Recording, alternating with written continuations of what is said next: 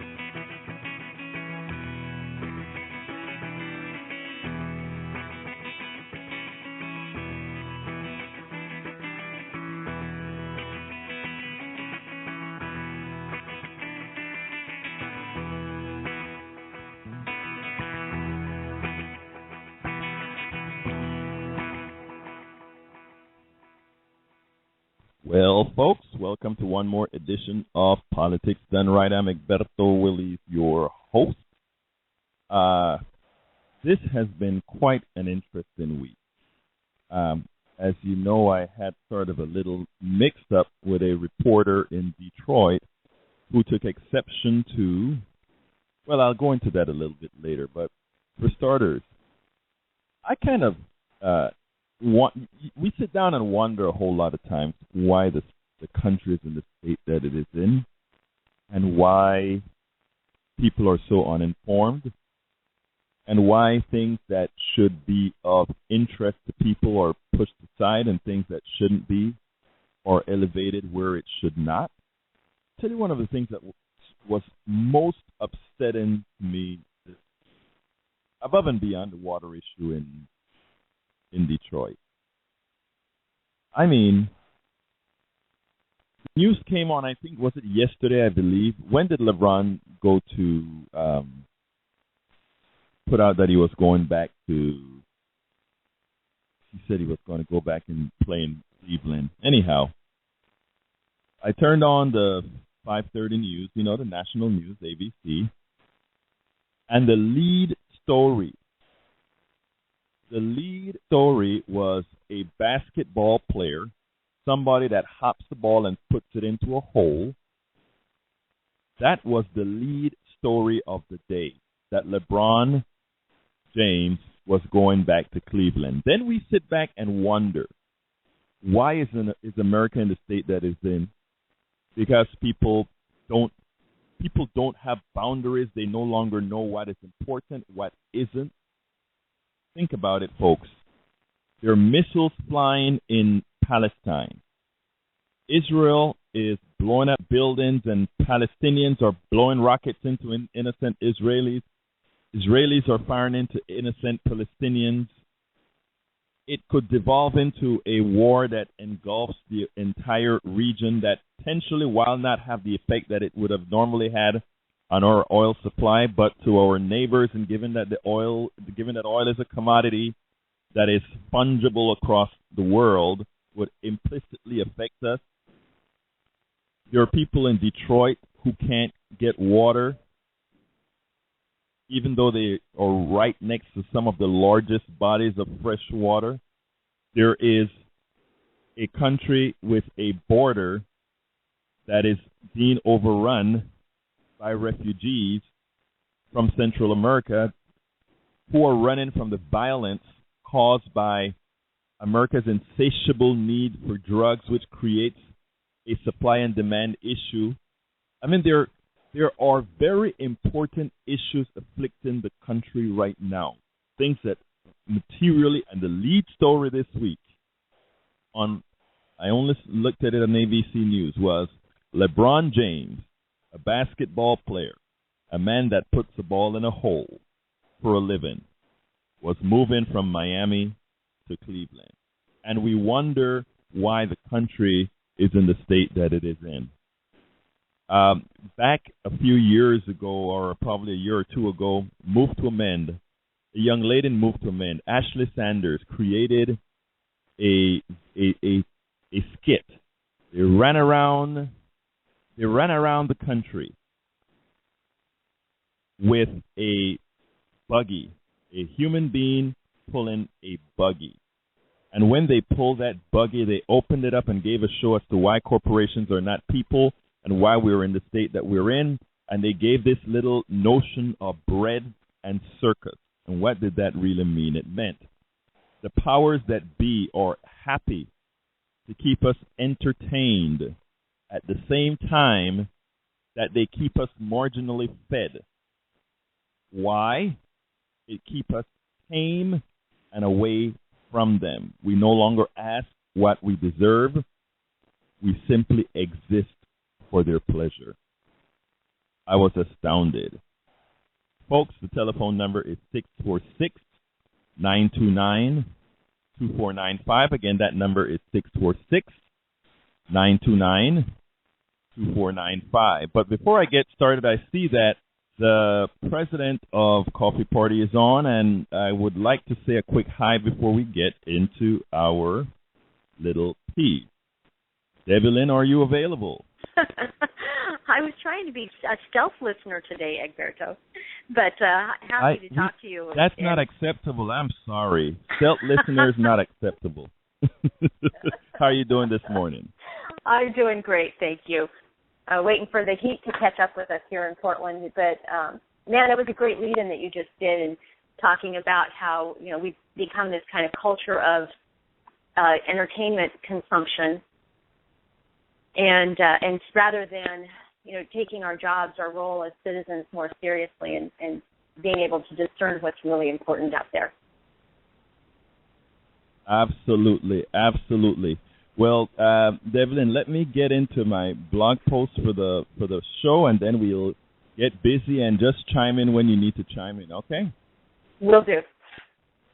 Thank you. Okay, folks.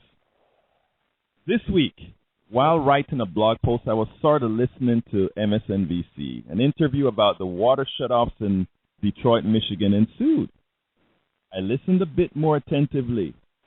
I heard the Detroit reporter, Hank Winchester, say about people in Detroit the following. But there are other people, and this is where it gets controversial, who simply don't want to pay the water bill, who'd rather spend money on cable.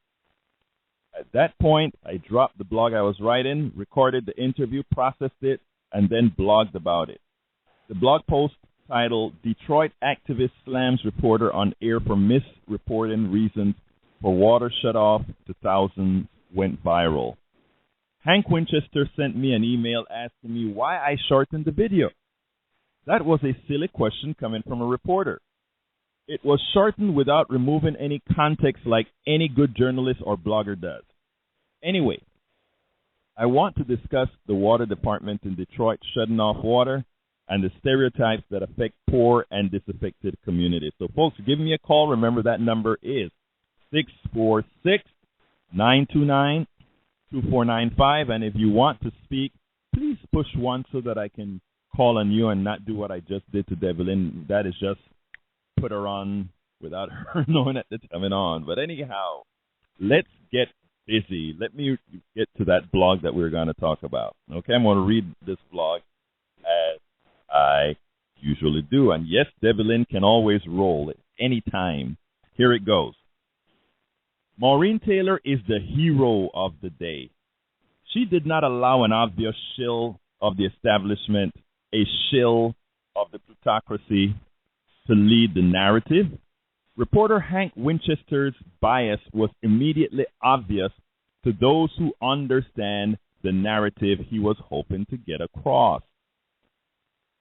Detroit has taken much flack for their inhumane decision to disconnect water en masse to its citizens. Most of them are poor and disabled in a failing city. Detroit is one of those cities that corporations abandon after extracting most of the human capital from its soul. Those who are ultimately responsible for the decay of the city moved on to scavenge other cities and countries. Hank Winchester's narrative is simple. It is always easy to attack the poor, the minorities, the others. It is easy to make it all their fault, all of the time.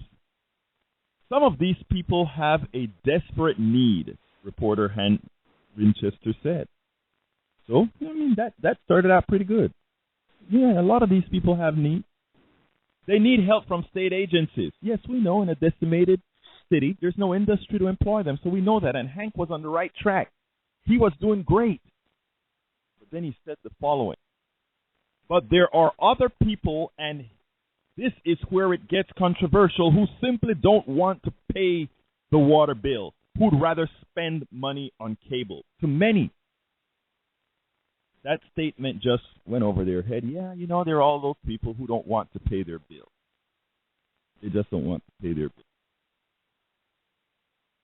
Hank Winchester then pivots into a defense of the water department, stating that they want to work with people.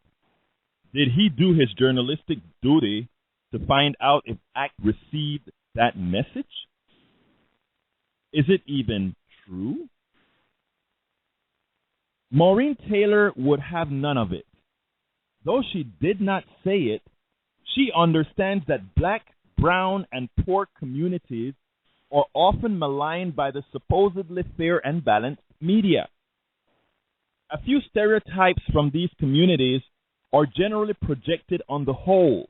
Again, I want to repeat that because this is not just cherry picking here. These are implied messages that come across, and it's actually a danger to our society. We have code words in our society, and people know them. Let's be frank. People know them. A few stereotypes from these communities are generally projected on the whole. As such, America generally gets a poor impression of these communities that is then reflected as a lack of empathy from otherwise good, decent people. What am I trying to say here before I continue the blog? And this is a very important concept here, folks. Most people are good, decent people. The vast majority of Americans are good, decent people.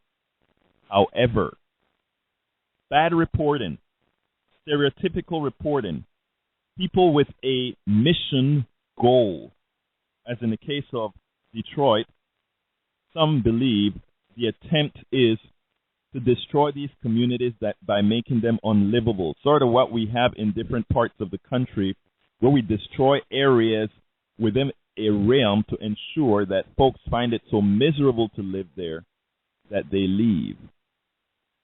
And then the vultures can come in and profit from the demise of those that have left.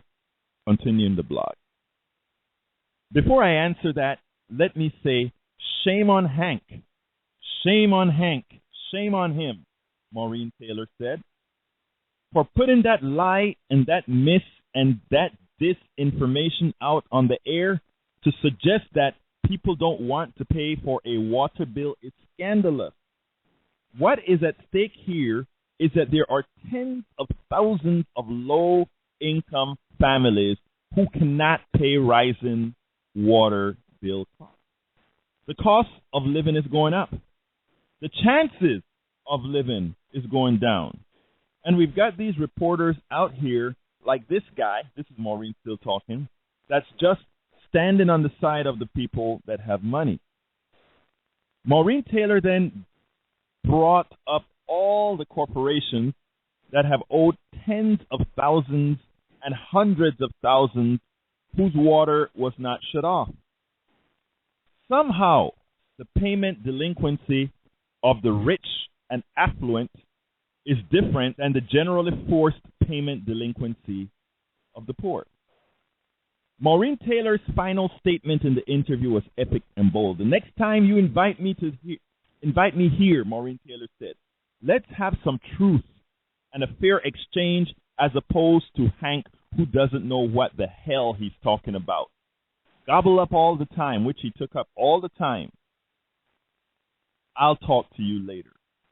Folks, there are places that reported the incident in Detroit quite accurately, and they did it right. They weren't trying to singe the city or singe the people. They were just stating good facts. I mean, they didn't go into the politics that I would have liked them to go into, as far as how these the corporate structure sucked the capital out of the city. They didn't go into that, but all by all, they were reporting. They were saying this side says this other side says the other. The reality is this. Good reporting, just not intense reporting, but good reporting. Anyway, the Los Angeles Times has one of the most balanced account of the water crisis in Detroit. In April, they said the following, and I have a little snippet. You can actually go to the blog post and click on the article itself. It's extensive, but the part that was left, that pretty much told the story is as follows. In April, the city set a target of cut-in service to 3,000 customers per week who were more than $150 behind on their bills. In May, the water department sent out 46,000 warnings and cut off service to 4,531. The city says that cutting off water is the only way to get people to pay their bills as Detroit tries to emerge from bankruptcy. The utility is currently owed $90 million from customers, and nearly half the city's 300,000 or so accounts are past due. But cutting off water to people already living in poverty came under criticism last week from the United Nations Office of the High Commissioner of Human Rights, who experts said that Detroit was violating international standards by cutting off access to water. When there is genuine inability to pay, human rights simply forbids disconnections. Caterina de Albuquerque, the office's expert on the human right to water and sanitation, said in the communique.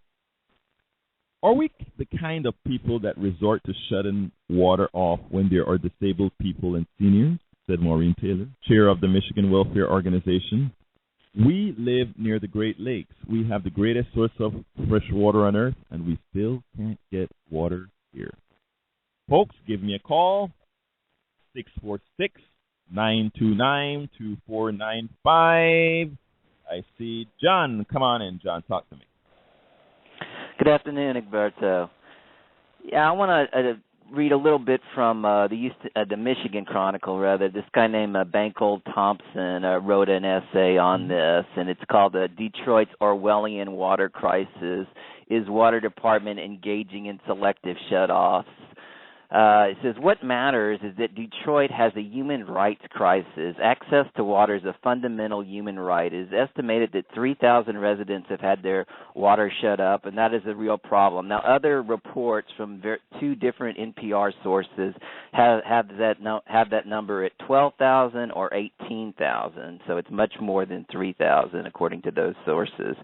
Detroit civic leaders cannot be silent. The United Nations, which the United States is a signatory of, recognizes the human right to water and sanitation, acknowledging that clean drinking water and sanitation are essential to the realization of all human rights.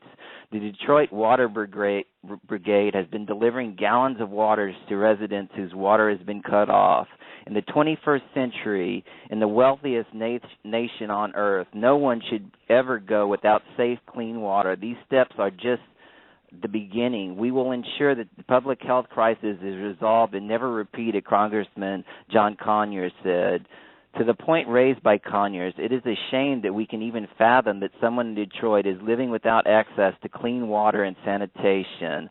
Where is the moral compass of our public officials? Where is the political will of the city leadership to demand and halt to the emergency public health crisis? Where is the responsible civic leadership in Detroit that will call on the Detroit Water and Sewer Department to reconsider its actions, especially in the case of those who are honestly in dire straits, including some of our seniors?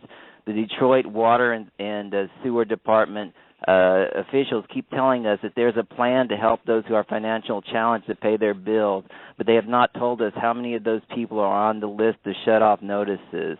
All is not well in Detroit if a struggling family with children cannot sit at home without access to clean waters. The city's comeback is a fairy tale. The majority of the people who are still down on the economic ladder feel neglected and subjected to harsh water enforcements, that powerful organizations that owe thousands in water bills are not doing what the poor are being required to do, pay up. This is not the Soviet Union, and we expect the water department to be cognizant of the double standard that we are currently engaging in. I would recommend that the officials of the Detroit Water and Sewage Department read the Universal Declaration of Human Rights, which centrally asserts that every human being is born free and equal in dignity and right, and that doesn't belong to some, it belongs to everyone, and no one should be made to feel less of because of unfairness. Those who serve the public good ought to know better and engage in ways that demonstrate goodwill and fair play. Listen, that is prescient. Let me tell you something, okay? It is. There are other issues with water that I'm probably going to want to get into where, they're trying to not commoditize water, but actually make water like oil or anything else where people are just going to have to purchase it. And, there's a lot to get into there. But beforehand, I want to hear Devlin's thoughts on the subject thus far. Devlin. Hi there. Yeah, thanks, Egberto. I think one of the questions that I have, and this is to, not to say that water is totally a human right, and the system that we have set up in our country is a payer system, rather than like everybody gets certain things just because we're human and we're on the planet. So systemically, how would a system? What would we need to do to change our system so that basic needs are provided without providing, the welfare state, if you will, and I'm using that term ironically, in a way that so that people are motivated to be personally responsible, yet there is a threshold below which we will not fall. And I think not just for us, but this is not a question not just for our system, but for the world. This is, part of the conundrum we're in. I think there was an answer in the question that you just said there. There are two issues, right? If something doesn't have a cost, people have a tendency to waste it. In other words, if people didn't have to pay for water, some may have a tendency to leave the taps on, not worry about water running, and in effect cost society as a whole more because there's no control as to how that is distributed. Then, of course, we could create a system, and I don't know what that is. It's above my pay grade, but we could create a system of water money. In other words, this is the water money you get, and after that, there are a lot of things that we could get into that is more humane. The problem is, as a society, we've decided that we are going to put every aspect of our life into the capitalist domain. Look, I'm a free marketer. I also believe in capitalism only as a tool, not the other way around. I don't believe in a market economy on everything. In other words, I don't believe in a market economy for health. I don't believe in a market economy for utilities. I don't believe in a market for banking. As far as you being able to do what you want, create products and all of that, that is great. But we must have as you said in your statement, a baseline that we call humane. A baseline so that the bomb can survive, if you will. I hate to say it that way, but if you see a bomb on the street, that's the picture that everybody comes up with. That's the picture that everybody comes up with is that person who just doesn't want to work. How do we? What is the community's obligation to that person, and what is that individual's responsibility back to the community? No matter what we do, there's going to be people out there like that, and right. Our challenge is to not let our anger and resentment at that one person be the reason why we are inhumane to everyone else. That's it perfectly. Let me ask. I want to ask you something, Devlin, because there's a big concept that you say there. that we don't look at that bomb based on what that bomb is doing to make policy on how we treat everyone else. And I think that is so important. But, I mean, there are certain things that we have to take into account. I remember when I was growing up, in school, we had a subject called civica. And one of one of the reasons for having that class was to teach you what a good citizen meant. So you are indoctrinated into what being a good citizen was or is, meaning you have a job. If you have a family, you take care of a family. If you have a country, make sure to pay your taxes. All these things are taught because that is the level of civilization that we want, and that is how an orderly civilization operates.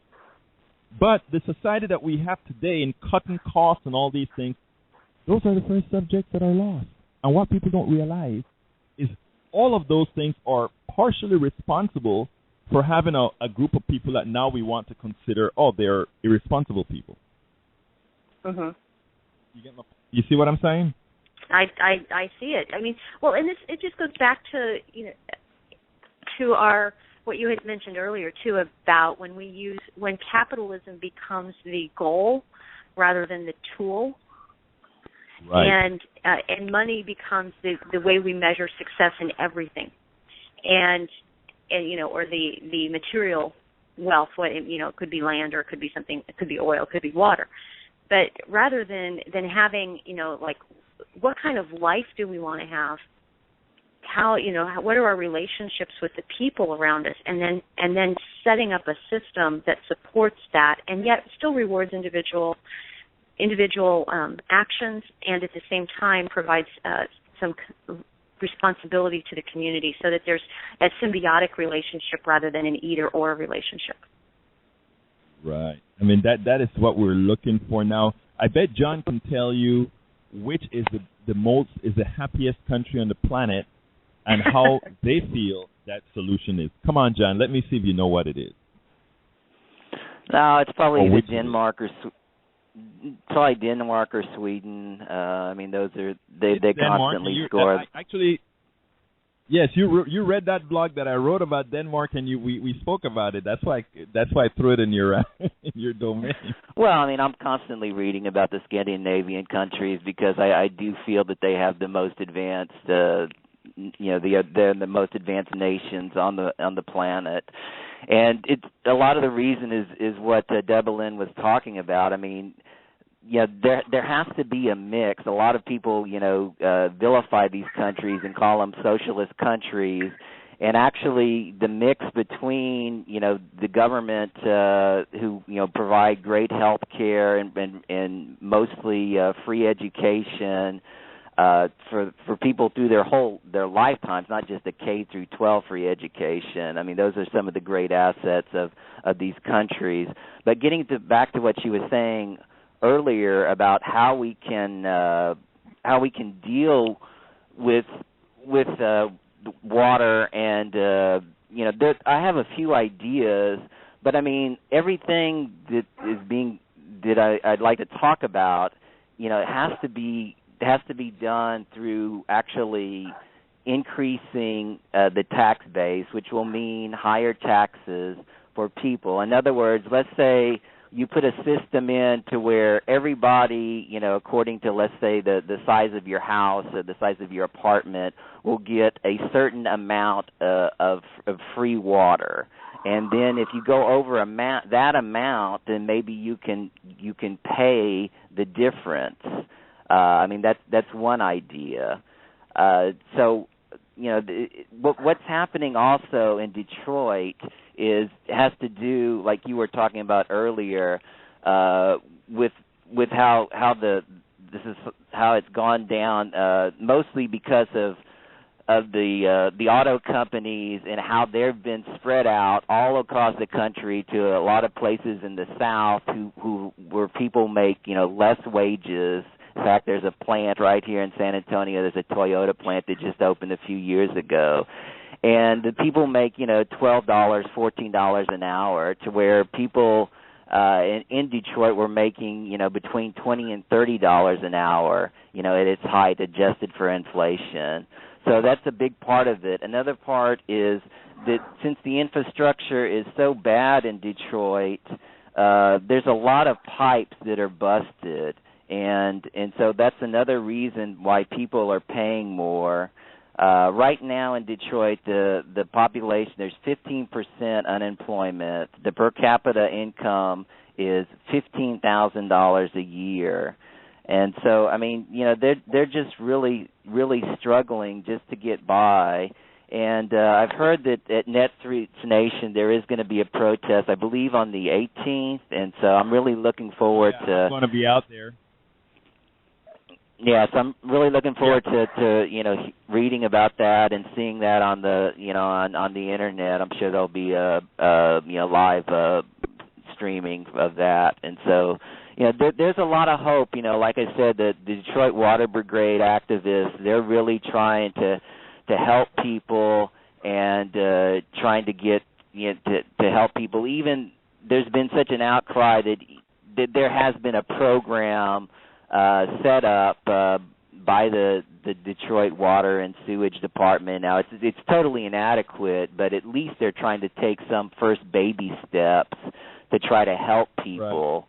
Right. And so I mean, those are some of the things that. John, I think I tell you, I think first of all, you know, we had a newsroom call last week, and one of the things that I said is, wow, I can't believe how, you know, this water thing is more serious than many people thought, or many people think, and I was kind of ashamed that we didn't talk about this either on the radio before or spoke about it. And, you know, my first blog about this stuff came out last week, and a lot of folks didn't pick up on it while these people were going through this for a long time. It just shows you the kind of the, you know, you remember on one of our shows you stated that, well, you know, a lot of us bloggers, we actually depend on the what we hate calling the mainstream media to be informed. And if they are not informed with a lot of the issues, it is difficult for somebody in Houston to know what's going on in Detroit, even though it's a subject that's a human rights issue that should be covered. You don't know that you ought to do it because, well, you're not well informed. That is why we have to get these blogging networks a lot more connected in a network fashion, so that we're not as dependent as we are, which makes what you said so valid, as dependent as we currently are on the mainstream media. Folks, the telephone number 646-929-2495.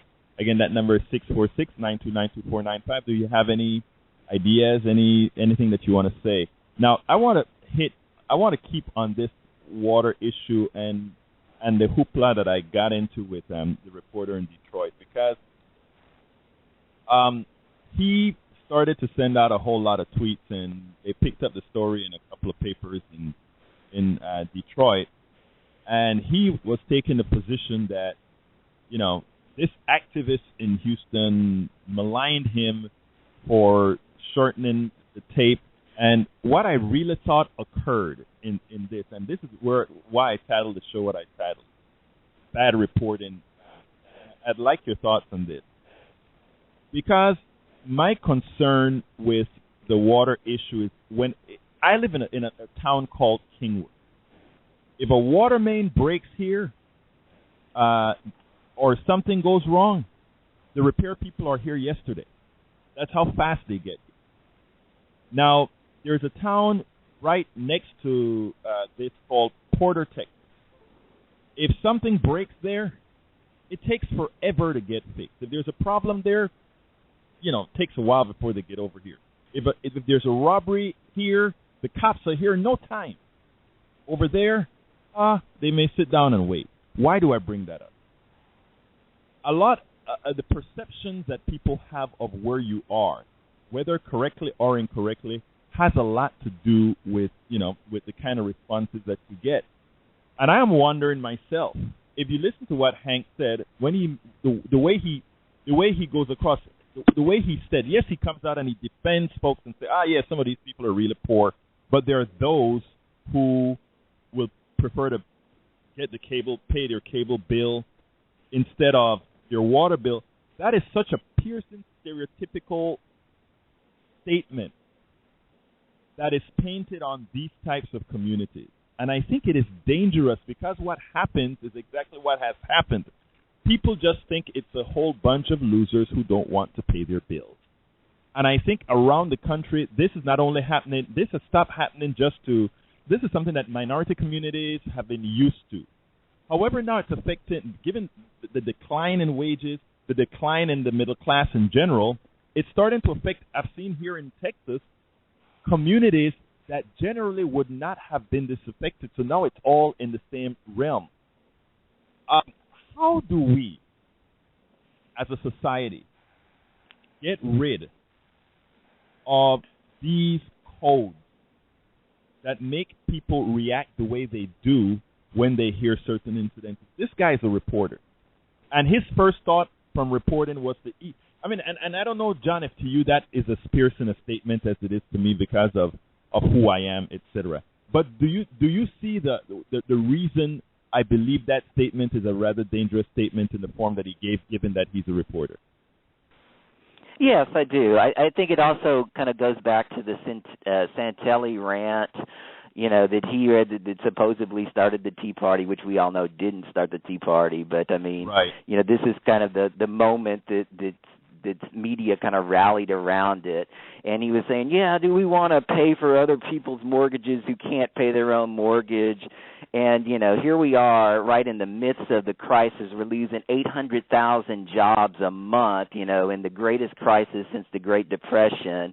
And he's being concerned about, people who mostly, the numbers are, incredibly high. Most people who are losing their jobs were because they lost losing their homes or trying to get evicted because they lost their jobs due to the Great Recession that was just now happening, or because of medical bankruptcy. They had medical bills that they couldn't pay. In fact, Elizabeth Warren talks about this in her book, Fighting Chance.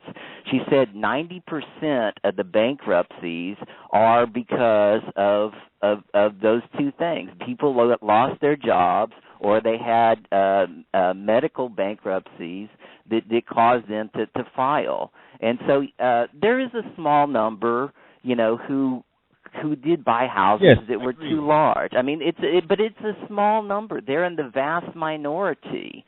And so, to even mention that is irresponsible. You've got to talk about, what the vast majority is that applies situation. And so by saying this thing about, it's hard. If you're low income, it's hard to make decisions. Which bill am I going to pay? Am I going to pay the electric bill? Am I going to pay the water bill?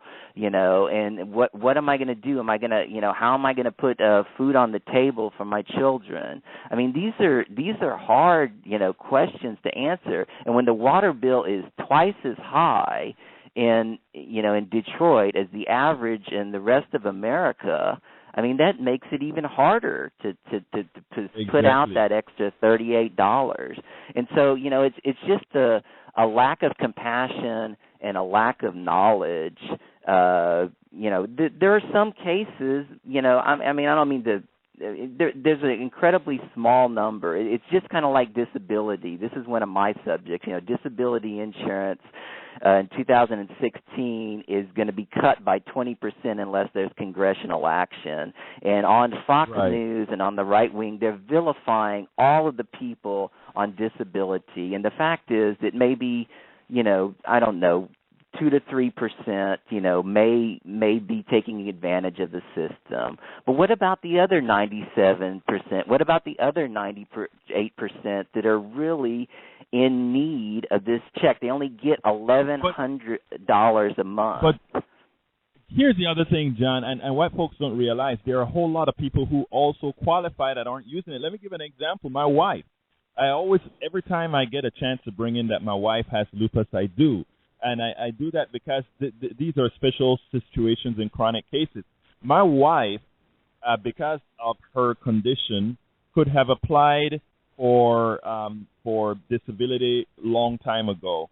We didn't because in with her disease, it goes in lapses. There are times that she does fine. She can go out there and play tennis and whatever. And one time she looked at me and said, given that, with the condition I have and based on the severity that I have, I could actually qualify for that. You know what I told my wife? I said, and I can tell you there are hundreds of thousands that think the same way. I said, think about this. Your husband is a political activist with a business. What do you think is going to happen the next time they see you on the court playing tennis, disability, and you know, with the type of mouthpiece that I have or blogging that I do? They would use that as some sort. So there are a lot of people in this situation that says, you know what, even though I may qualify, there are some other reasons why I'm not taking it. And I can guarantee you there are hundreds of thousands, if not millions, that do that. So it's all a wash. The belief that there are just abusing, the biggest abusers in our country is the corporatocracy. I mean, you take a look at how much we pay for a plate of food in Iraq, how much we pay for driving the trucks around in Iraq to supply oil. I mean, it is ridiculous. Those are the people that are ripping the country up, not these other folks. But let me bring Jack Golden in. Jack's been waiting for a while. I think, Jack, you have your thoughts together, my friend. Come on in. Okay. Now we're talking about LeBron James. I just happen to be a Bulls fan. Start out with that. Okay. And okay. And I'm just concerned about Cleveland being the team to beat. Okay. But the thing I really want to discuss on this Michigan thing is the reason why Detroit is in such a fix is because of the city manager system. That goes way the heck back to the governor of Michigan, Snyder. And exactly, Jack. And I can remember my childhood days in Michigan, where it was a very, very progressive state. It said that had a boss there way the hell back in 58 or so, or 60, that said that Michigan was one of the three progressive, and they were from Illinois. And then, and I worked for the state of Illinois. Now, right. They said that Michigan is one of the three progressive states, New York, California, and Michigan, more so than Illinois. And it's not a progressive state. It's now since they elected Snyder governor. Well, let me touch you there, John, for a reason. Now, I want to interject something there, okay? We always talk about progressive states or not progressive states or that sort of thing. But I can tell you, Texas is considered one of the reddest states. John is in Texas as well. And I'm pretty sure John will tell you that if you were to poll individuals, and maybe I should ask you this, John, your phone's going to be Jack, I'm going to take you off for a while. John, I bet if I ask you this, is Texas really, really a red state, or is Texas simply a non-voting state? Well, I think it's actually a bit of both. I mean, you can't. You've got to vote to. I mean, the people who would vote for progressives and who would vote for Democrats have to get out there. I mean, So I mean, currently, I actually agree that it is. I mean, it is an incredibly red state. So I mean, until we get people to vote, that's probably the way it's gonna be. I mean, eventually demographics will change it, but I hope that happens sooner than later. But I mean, I don't see that really happening. Coming up. I mean, I hope it'll happen. 2016, 2018, 2020, but yeah, I mean that's kind of the way I feel about that.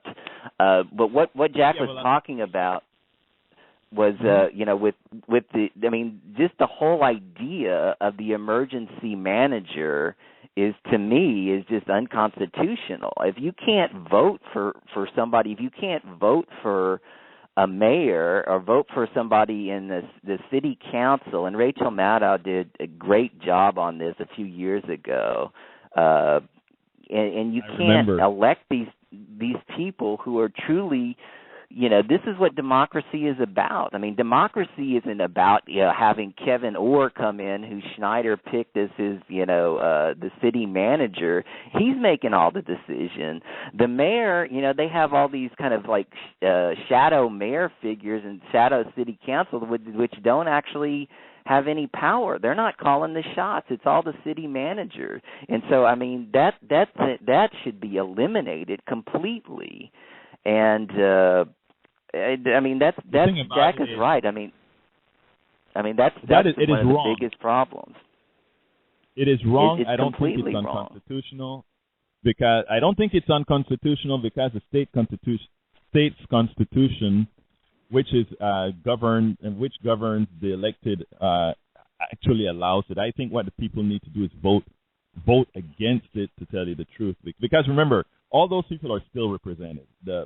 Even though you live in a municipality, you're still represented statewide, and you're still electing the people statewide. And I think that's the reason it may actually go past constitutional, because the constitutional has nothing about municipalities and all that sort of thing. All of that is within the realm of the constitution of that state. So I think it is wrong. It's a wrong structure, but it's something that I think the people have to get off their butts and do something about. I remember when Rachel Maddow did, I think it was Benton Harbor. She did that case that you're talking about was Benton Harbor, where the city manager took over, and those people went through a whole lot of stuff.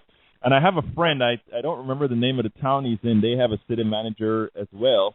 Now they threw him in jail. In fact, I just got a little thing a few weeks ago asking for support to try to get this guy out, because he's one of those activists that gave the cops a hard time when they tried to take over City Hall or something like that, and then they threw him in jail. So he's locked up for I don't know how many months right now. But going back to Detroit, I'm going to Netroots on Wednesday, and I am going to see if I want to see a whole lot of stuff because Netroots is in Detroit this year. And what is interesting is that I believe it's downtown. I don't exactly know where it's at. We were staying at the convention hotel, but the interesting thing about it is I can almost, because I've seen the pictures, that where we are going to be will have no clue to the disaster that Detroit is. And what I'm going to want to do is see if I can actually get into those places where things are really happening, where it really reflects the state of the city, and see if we can do something out there. Folks, the number is 646-929-2495. I see a few more people on. If you want to talk, please push 1 so that I can know to give you a call. Push 1 so that I can know to give you a call. Jack, I think I had cut you off midstream. Was there something else that you wanted to say? Yeah, well, I'm going to say is vote them out. That's the only thing. It's the same thing is true in much of the South and in Texas. People's got to be educated to vote them out. Now you got 20% that say the people are for the extreme right. That's a little much. I think it's maybe 5%, and I think we got to educate. It's a matter of education. Okay, now I was in high school. I was required to take civics. That was exactly way to hell back in the 48. And I think now my grandchildren were not required to take it. And that's a different state. It was Kansas, and it's the modern era, which is the current generation, the 20 teens or 2009, when my granddaughter was a senior in high school. That's when you take civics. Now I think it not only should be taught in high school, it should be taught in grade school. People got to learn governments from say 7th or 8th grade. Then that'd be Jack, really a childhood education. Correct. Look, I am almost convinced that the removal of civics really, in as much as I said earlier, cost-cutting measure, remove that class. I also think it has to do with as a population become more educated, they vote in their own interest, and I don't think these people would really care for most Americans to really vote in their own interest. But I tell you something that is that has me a bit positive, and I know, John, you may be pessimistic about Texas. Right now, we are doing a whole lot of stuff on the ground here in Harris County. I know they're doing a whole lot of the same thing in Dallas County, Tarrant County, and I think Bexar County is supposed to be gearing up as well. We're in contact, actually. How about Austin? That's pretty progressive. Austin's pretty progressive city, and I think San Antonio is more of a progressive city. And I'm glad to hear about Houston and Dallas. Right. So, I mean, I know there's a lot of ground game stealth that's going on right now in Texas. A lot of people don't realize a whole lot of stuff that's happening behind the scenes because it's being done on a per community basis right now. There are three major organizations actually that are doing these things. So I am a bit more positive for even 2014. There was a meeting in Harris County that one of the people left the meeting, and they spoke to me and they said, why were the people, not the people leading these different groups, why were the people so negative about the possibility that we will pick up state offices? I can tell you that the kind of candidates we have, Mike Collier, and by the way, John, Mike Collier, who is from Kingwood, will be within the next 14 days, will be barnstorming in San Antonio for Texas State Controller. Very good guy. Sent some information, but and some other people are going to be all around the state doing their thing. So I mean, I think this year in the state it's going to be very competitive for everybody. If you have good Republicans, they'll win. If you have good Democrats, they'll win. It's going to be. I think some of the work that's going on the ground is to try to mitigate that stuff within Texas. And I think a lot of this is occurring in other states as well. So I think positive things are about to happen within the country. But with that, I'd like to just mention one other thing with regard to Detroit. What is happening in Detroit is something that can happen in any one of these major cities, whether they're losing business or not, for another reason. That is because there are areas within these cities, and we've seen it here in pockets in Houston as well, where developers want these regions, they want these areas.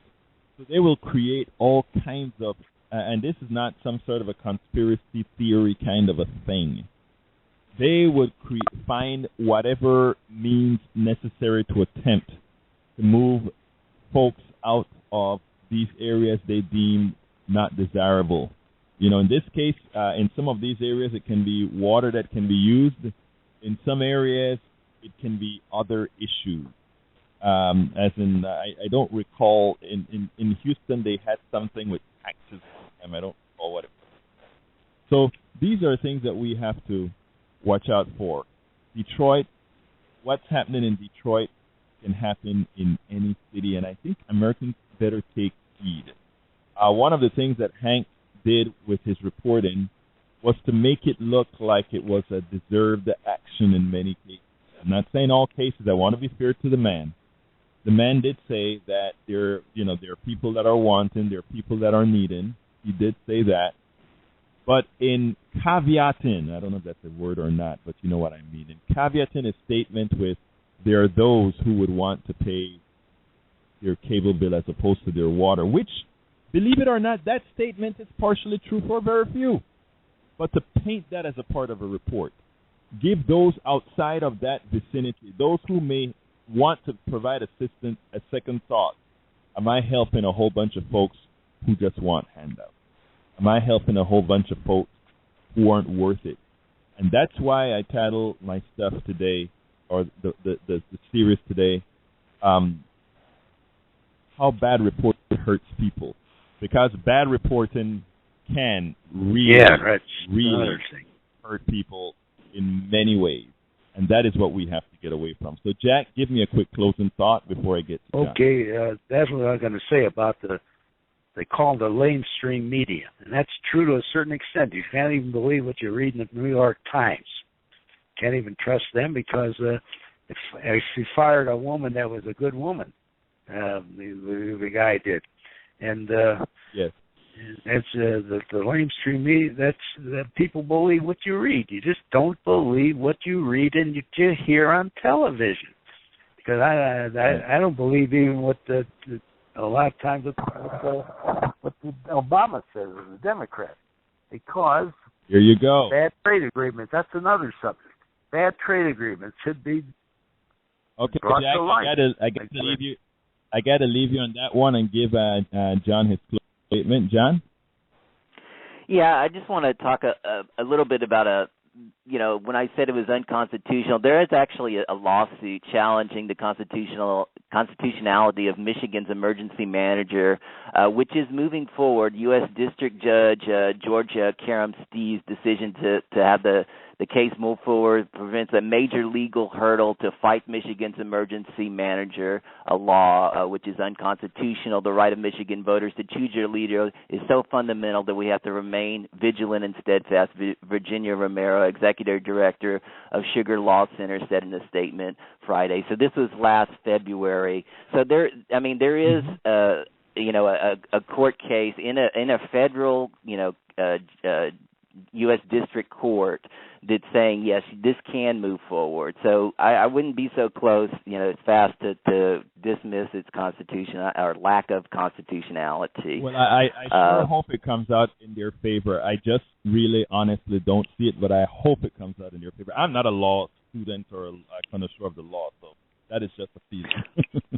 Right, and so I want to be optimistic about Texas, and I've gone knocking on doors for Wendy Davis, and I also think that, like I said before, Elizabeth Warren got 15%, which is the highest amount of any other state besides Minnesota. And so, I am optimistic about the future in Texas, but for 2014, I'm just going on polling data. Nothing seems to have changed too much. That doesn't mean you don't go out there, you don't knock on doors, you don't, do what you can.